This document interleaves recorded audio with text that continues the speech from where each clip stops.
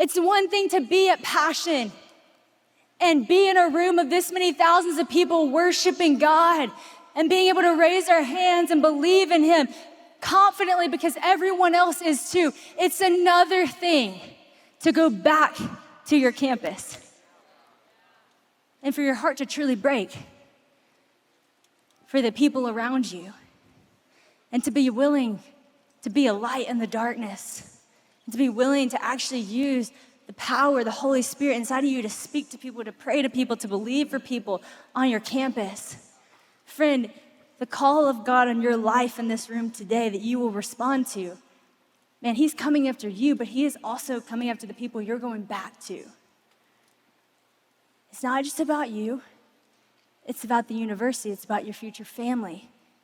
It's about the people that you will meet whenever you're working the job that you work.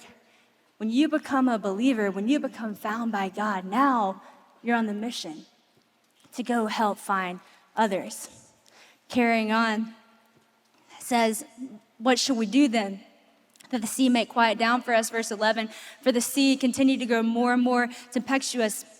And he said, Jonah said this, he said, pick me up, hurl me into the sea, then the sea will quiet down for you.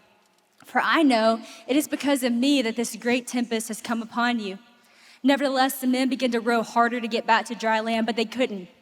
For the sea grew more and more tempestuous against them. Therefore, they called out to the Lord, Lord, let us not perish for this man's life. Let us not lay not on us this innocent man's blood. So they pick up Jonah and they hurl him into the sea, and the sea ceased from its raging. Then the men began to fear the Lord exceedingly, and they offered a sacrifice to the Lord and made vows. Now, guys, you are literally not going to believe what's about to happen. Totally kidding. Everybody probably knows what's about to happen. What's about to happen in this story? What? He's about to get swallowed by a fish. That's crazy.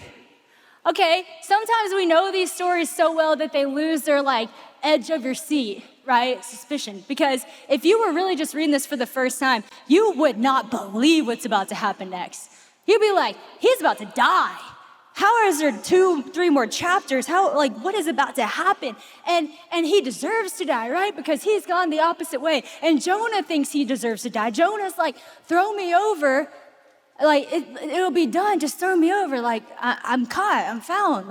I did the wrong thing. Just throw me over and this will all be over. And I think it's in this moment right here, this is the reason, pre-knowledge of the will, that people are afraid to be found by God. You're afraid to be found because you're afraid of the confrontation that comes with being found. Because up till this point, you're like, this is not going so good for Jonah. He does the wrong thing. He disobeys. God sends this massive storm in his direction. Everything's in chaos. Everything's crazy. The sailors are throwing everything overboard. This is not a good situation. Then he's comes clean. He's like, okay, I did it. Just throw me overboard. I'll just die. I don't deserve to live because I've gone so far. Just throw me overboard.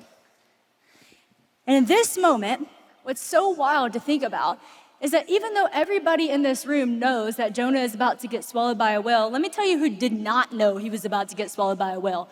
Jonah. It wasn't like when Jonah was thrown overboard, he's thinking to himself, 50% chance I die. 50% chance I might get swallowed by a giant fish, stay in there for a couple days and get spit back out. No, he's thinking 100% I die. 100% I die. And I deserve it because I blew it, because I went the opposite direction, because I should have gone to Nineveh because I heard the voice of the Lord, but I didn't do it, went the opposite direction, so now I'm going to die here in this sea, in this giant storm that's all brought on because of my rebellion. And he gets thrown overboard. And right in the place that he deserved to die, he gets swept up by the grace and the mercy of God. You know, I heard a story recently about this guy who actually got swallowed by a whale. It's 3 years ago. And he said it felt like a freight train whenever it swallowed him, and he didn't know what was happening to him. He thought, I'm dying. And then he's like, I'm not dying, I'm